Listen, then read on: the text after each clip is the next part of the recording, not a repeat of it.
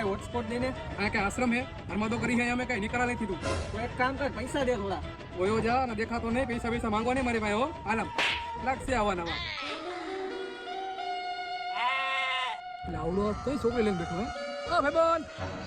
આ ક્યાંયથી આવી ગયો હમણાં તો મારી હામુય નતો જોતો ઓ નીલિયા આવ આવ આવ